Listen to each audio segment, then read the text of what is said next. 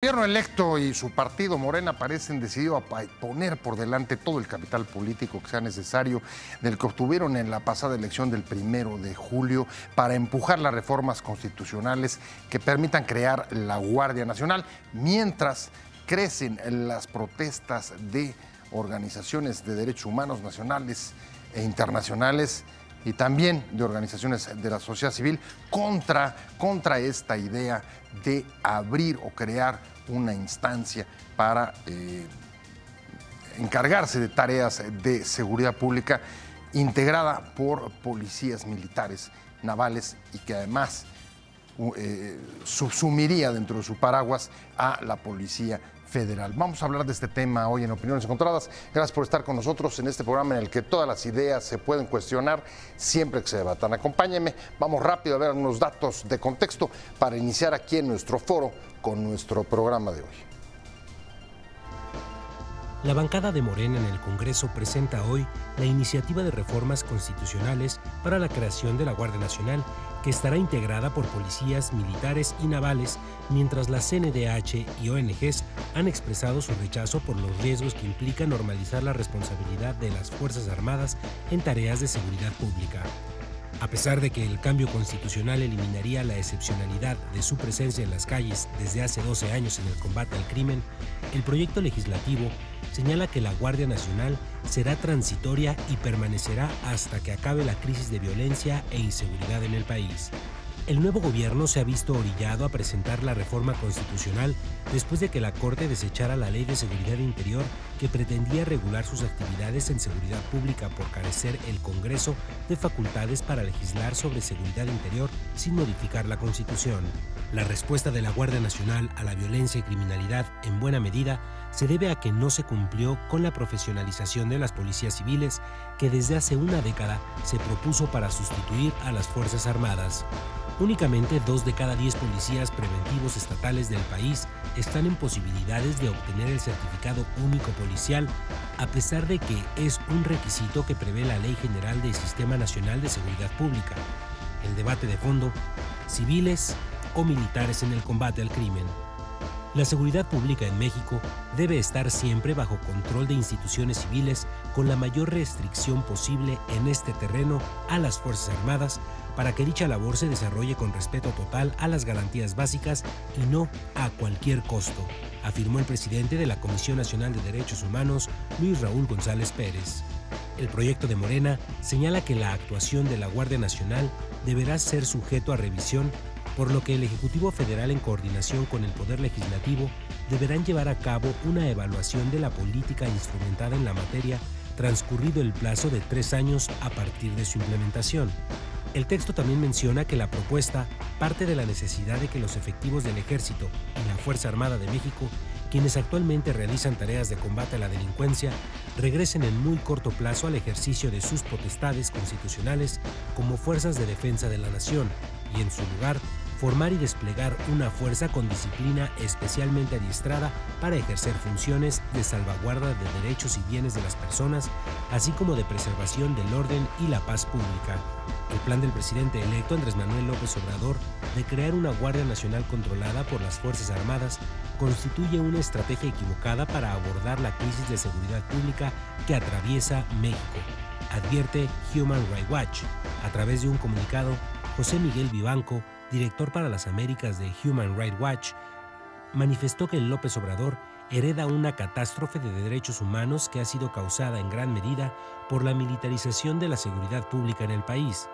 La próxima secretaria de Gobernación, Olga Sánchez Cordero, rechazó que el plan de seguridad del presidente electo, Andrés Manuel López Obrador, y sobre todo la confirmación de la Guardia Nacional, implique militarizar al país.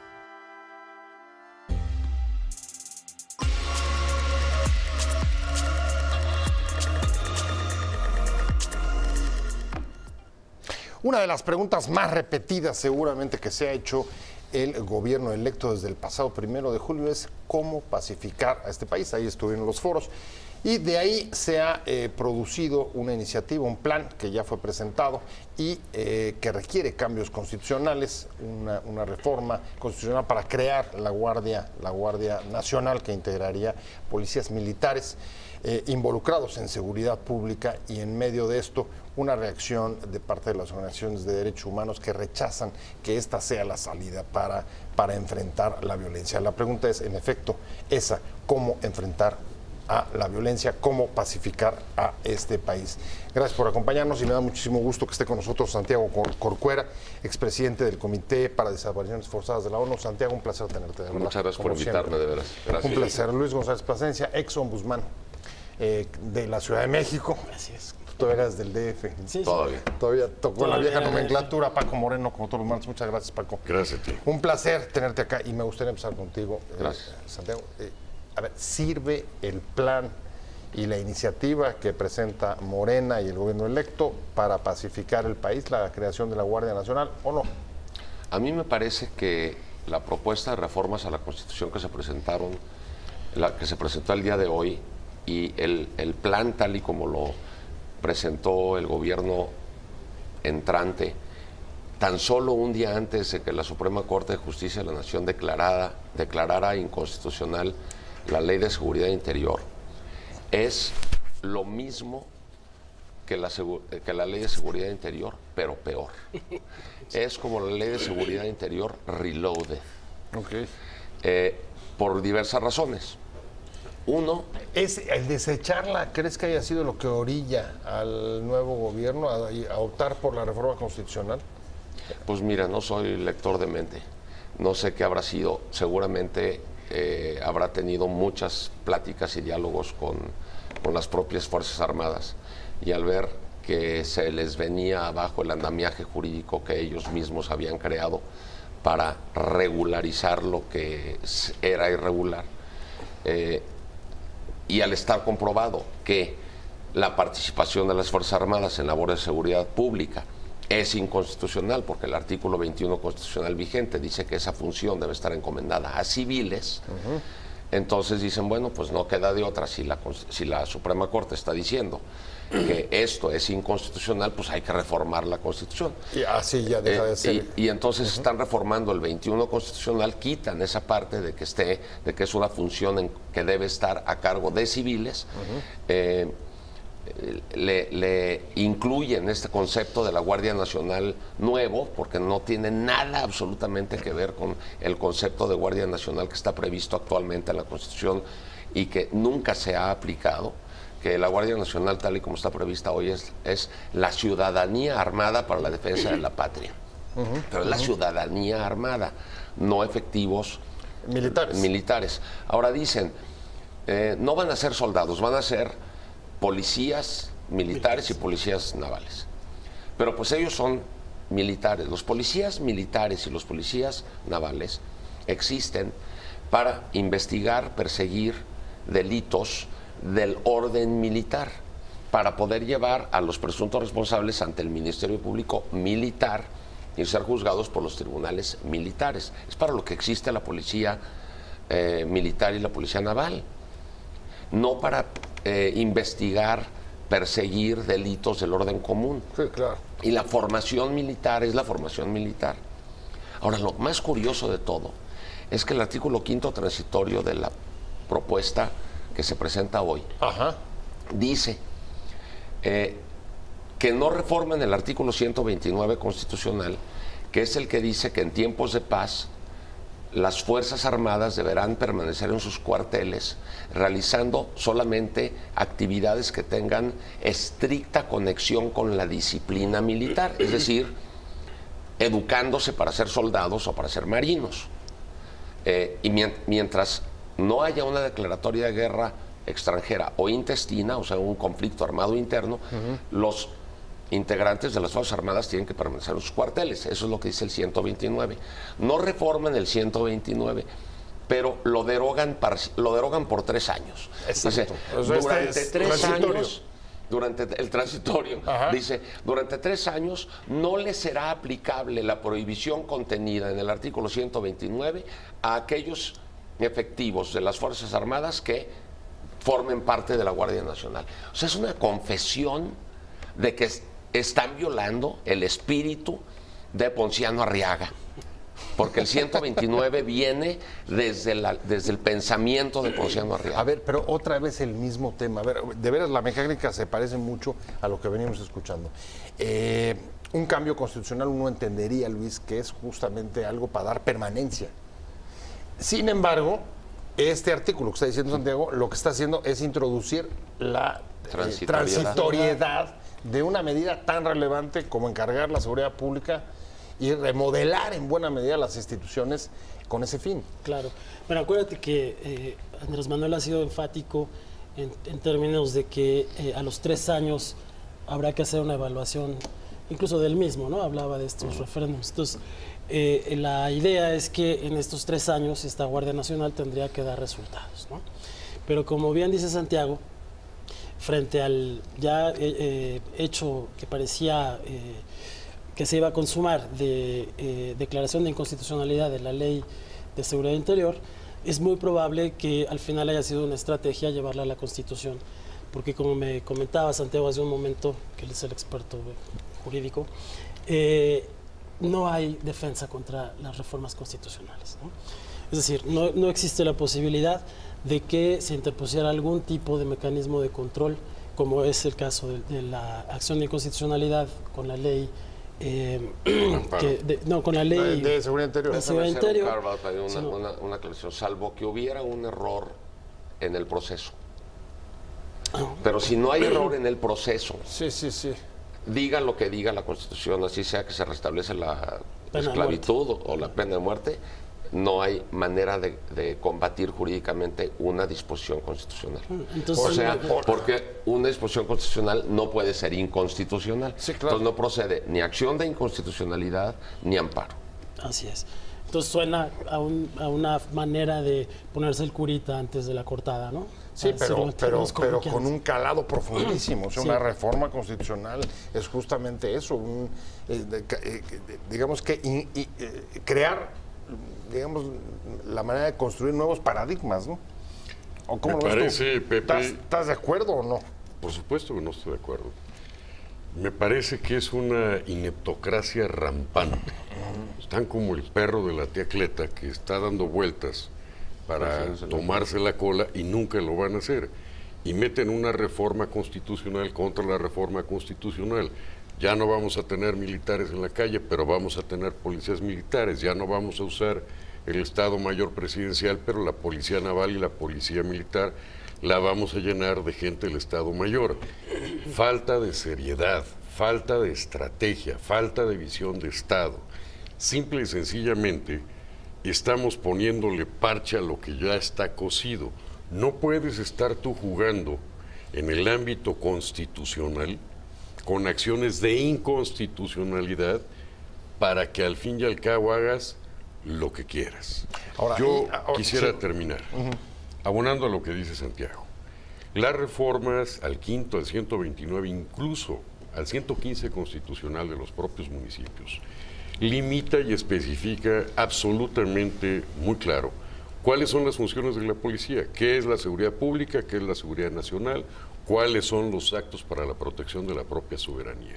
Él está metiendo todo en una caja, alguien le cree, a alguien le dicen que lo lea, alguien se presenta desde una curul, levanta la mano y dice que va para adelante. Eso se llama ineptitud, eso se llama no sé hacia dónde voy. Voy a estar haciendo lo mismo que tú, pero de otra manera. Le voy a pintar las rayas al tigre para ver si ruge menos. El problema es algo, el tigre sigue ahí y va a morder. Bueno, yo escapo de la visión, perdón, porque me cuesta trabajo pensar que efectivamente actúan sin medir consecuencias. Y más bien, a ver, se me ocurren 3 hipótesis, especulamos porque no tenemos certeza sobre nada, ¿no? Pero una primera hipótesis es que efectivamente se dieron cuenta de que el problema de la seguridad es de tal magnitud que no hay manera de resolverlo con los medios que actualmente se tienen. Con los civiles. Pero eso fue el pretexto que usó Calderón. Sí, que simplemente están haciendo lo mismo. La segunda hipótesis que se me ocurre es que Hay que hacer una lectura de Andrés Manuel en términos distintos a los que la haríamos en una situación de democracia, digamos, establecida, ¿no? Porque estamos presuponiendo que México es una democracia y yo no estoy tan seguro de que así funcione, ¿no? Por lo menos en términos de cómo lo ve él. Para mí podría también estar ocurriendo que el ejército le ha puesto sobre la mesa las condiciones, ¿no? Y pues le ha dejado claro que el ejército tiene que estar ahí, que tiene que participar y además con un nivel de protección tal que lo lleva a la Constitución. Pero a ver, voy a tener que hacer un corte y quiero regresar porque me parece que ese es el punto nodal del asunto, por qué se está produciendo o por qué se produjo incluso un cambio, un giro dentro del propio discurso y no sé hasta dónde. Ahí hay tres hipótesis que están sobre la mesa. Yo te diría, alguna de ellas encajaría también el temor de que la violencia y la inseguridad puedan rebasar al nuevo gobierno. Y déjenme adelante con la iniciativa para crear la Guardia Nacional a través de reformas constitucionales, a pesar de que desde el área de derechos humanos, organizaciones internacionales señalan que es un error, así lo dicen, porque no haría más que profundizar la crisis de derechos humanos y justicia que ha dejado 12 años de guerra contra las drogas. Y regreso a un punto antes que quedó antes de irnos al corte, y era, a ver, sí hay un giro importante, a pesar de que los argumentos siguen siendo exactamente los mismos que venimos escuchando, y tú ponías sobre la mesa un par de hipótesis, Luis. Mira, una tercera que se me ocurre, si el ejército haya dado un golpe en la mesa, ¿no? Y la tercera que se me ocurre es que a la luz de lo que ha pasado, por ejemplo, con Lula en Brasil, ¿no? El presidente electo esté buscando algún mecanismo de autoprotección. Porque eso también creo que hay que leerlo en términos de lo que está pasando con la Fiscalía. Está bueno, sí. Con es decir, la construcción de una institucionalidad que sirva para proteger al presidente de eventuales cuestiones que lo pongan en riesgo, ¿no? Y que no sea independiente. Que concentre el poder, ¿no? Son las hipótesis que se me ocurren porque efectivamente, como tú bien dices, incluso en la plataforma de seguridad que presentó Morena, la perspectiva era completamente distinta, ¿no? Ellos lo que planteaban era atacar las raíces del fenómeno de la inseguridad, hacerlo más desde una perspectiva, digamos, de solución de los problemas económicos y sociales, lo cual tiene sentido en el mediano y en el largo plazo. Ahora, hay un argumento que también me parece que es válido y está sobre la mesa, y es, a ver, también se dijo desde que comenzó la utilización del ejército en tareas de seguridad pública con el gobierno de Calderón, que era un asunto transitorio en lo que se preparaban a los policías. El resultado es que eso es parte del fracaso, porque las policías no han sido preparadas. Hoy tienes solamente 2 de cada 10 policías estatales pueden pasar los exámenes de confianza. Es decir, ¿con qué vas a enfrentar la peor crisis de seguridad que tenemos en ese contexto? El problema es que ya estamos envueltos en un torbellino de violencia descomunal por la mala decisión de Calderón. O sea, si Calderón no hubiera tomado esa decisión, no estaríamos en la situación que estamos ahora, y no se estaría reformando la Constitución para darle entrada a las Fuerzas Armadas a esta labor que nunca deberían de haber comenzado a desempeñar. Pero ya está, tenemos 12 años así. ¿Qué haces? A ver, como presidente, tienes que entrarle. Lo que las instancias internacionales le han venido recomendando a los gobiernos de Calderón y Peña, incluso apenas ayer lunes, el Comité contra las Desapariciones Forzadas, del que yo fui miembro, emitió sus observaciones finales sobre el seguimiento al informe presentado en el 2015 y le hace una recomendación muy puntual, que estas observaciones las formularon desde el viernes, nada más que se procesaron y se dieron a conocer apenas ayer. Pero la recomendación es: no usen a las Fuerzas Armadas en labor de seguridad pública. Váyanla retirando a sus cuarteles gradualmente, pero de manera verificable. Esa es la recomendación. Bueno, entonces, ¿qué hay que hacer? Pues ir fortaleciendo a las policías integradas solamente por civiles, porque acuérdate, aquí se aplica el principio o la máxima de que el hábito no hace al monje, o de que aunque el soldado se vista de policía, soldado se queda.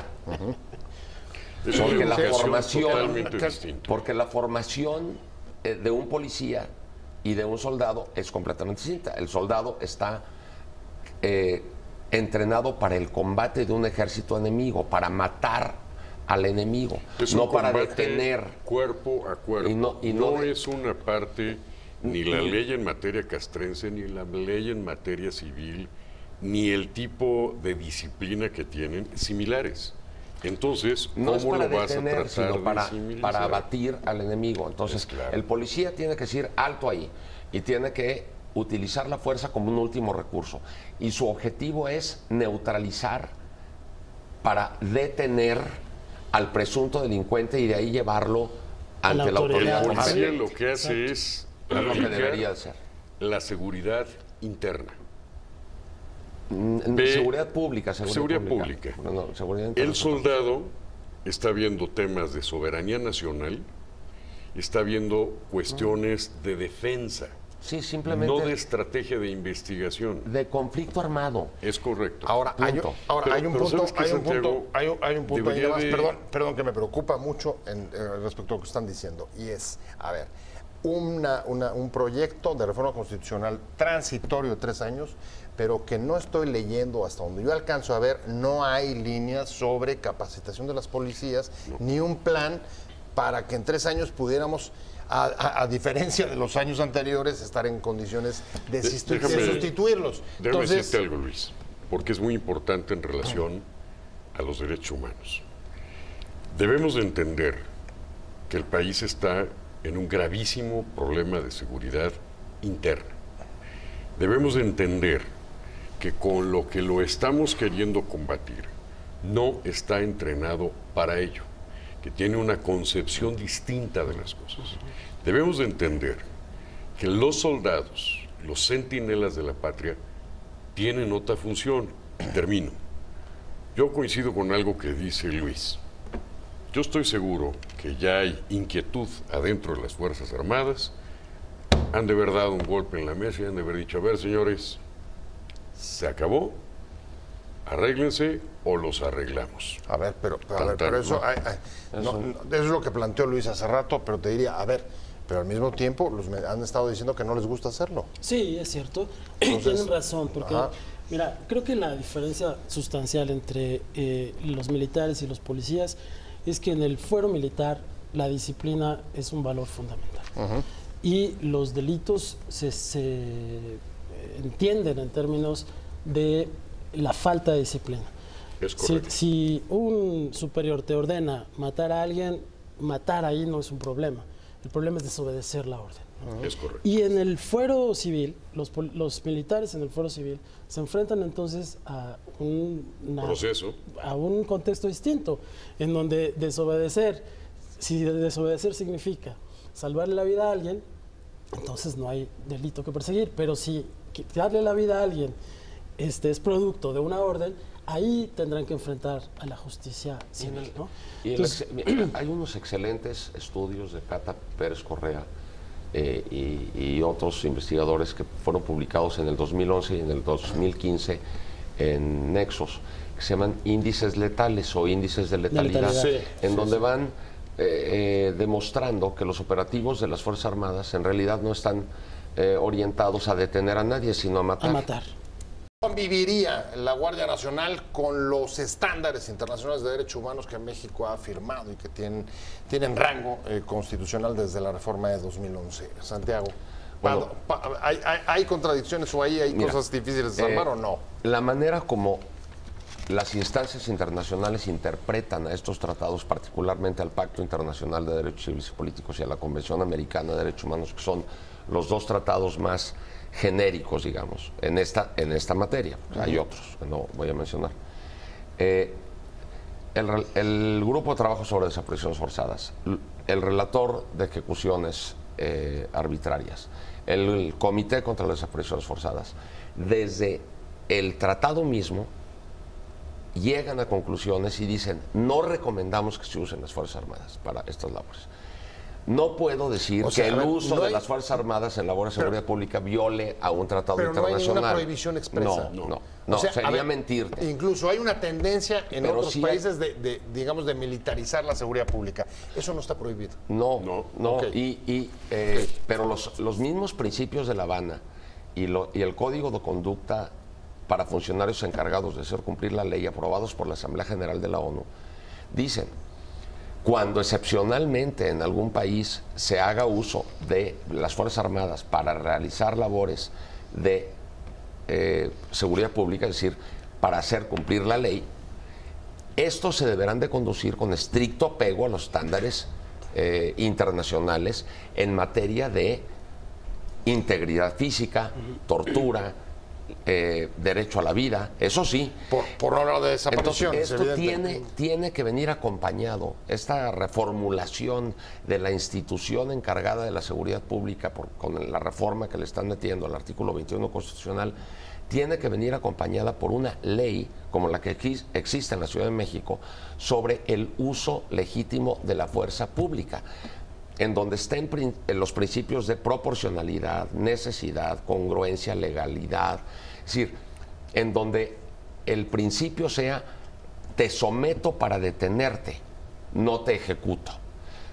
Entonces, aquí los integrantes de las Fuerzas Armadas que se adhieran a esta nueva institución llamada Guardia Nacional tendrán que reestudiar su carrera para comportarse como lo que no son, para comportarse como policías y no como militares. Ahora, sea como sea, el asunto es que si ahora vienen, ya no, digamos, con disfraces en todo caso legales, como se intentaron, si ahora viene por una reforma constitucional, es un poco fuera máscaras, Paco. Y no sé si el ejército, o sea, el ejército se queda ya como responsable. No. Así, completito para ti. No hay duda. Yo creo que el problema no es López Obrador, es la sarta de ineptos que tiene alrededor, que ahora que tienen el poder no saben qué hacer y no han llegado. Este país se tiene que manejar con una mayor seriedad.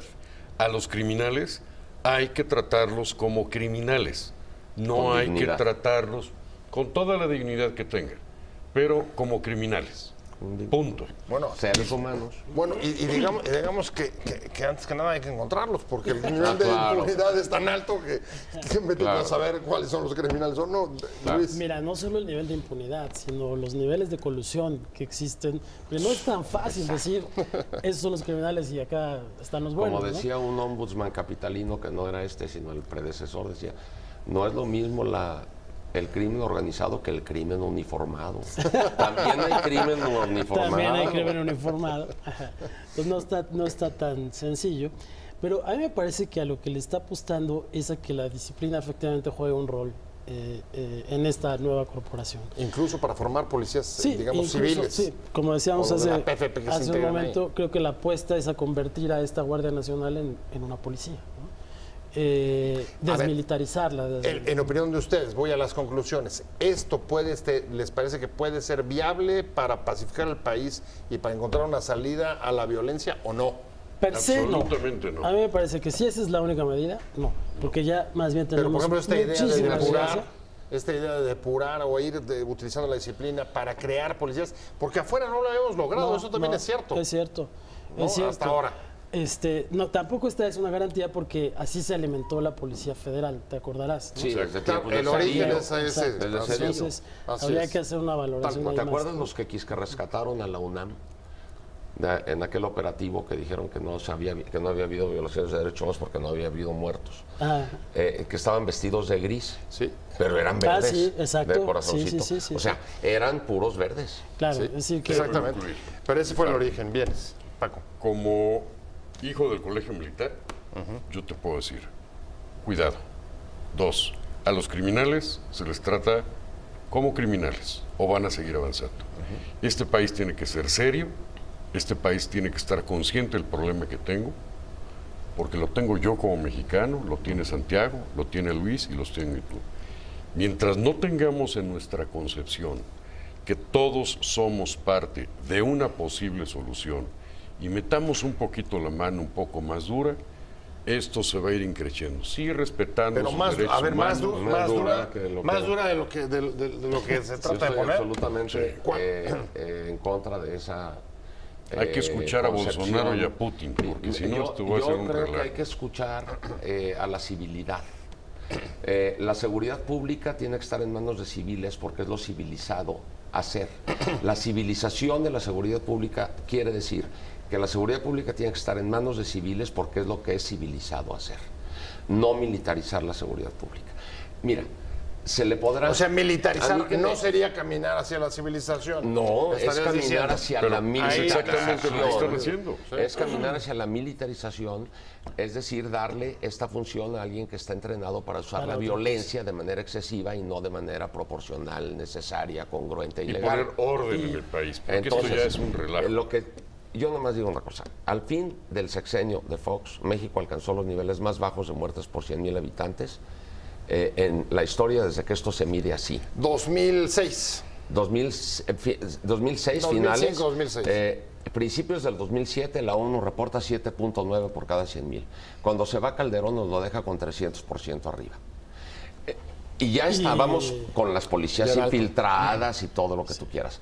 Pero no se reprimió y no se echó mano de las Fuerzas Armadas para estas labores. ¿Y qué pasó? Bajó el índice de violencia. Pero a ver, es paradójico porque justo la tendencia creciente desde Cedillo, como ustedes han indicado, ha sido justamente avanzar, digamos, en mayor presencia y participación. No con Fox. Salvo con Fox. Ah, bueno, y entonces te digo, y en ese con Fox, sexenio, y no digo que Fox pero haya los últimos gobernado 12 ni que haya Cedillo. sido su decisión. Bueno, por lo menos ya es un empresario pero de la marihuana, lo que ¿no? pasó, Ahí se pero a nota las para cifras dónde me iba. remito. Ajá. Y llegamos a 7.9 o 7.8 por cada 100,000. ¿Por qué? Porque no se usaron a las Fuerzas Armadas más que de manera muy esporádica y muy acotada, en operativos muy limitados. Pues ahí está, a mí ya se me fue el tiempo, perdóname. No. Luis González Plasencia, como siempre, muchas gracias por haber estado Gracias, con nosotros. Víctor. Ex-ombudsman de la Ciudad de México, muchas gracias de verdad por haber estado. Santiago Corcuera, expresidente del Comité de Desapariciones Forzadas de la ONU. Paco Moreno, muchas gracias, abogado constitucionalista de la UNAM. Muchas gracias a los tres por haber estado. Nos vemos aquí mañana.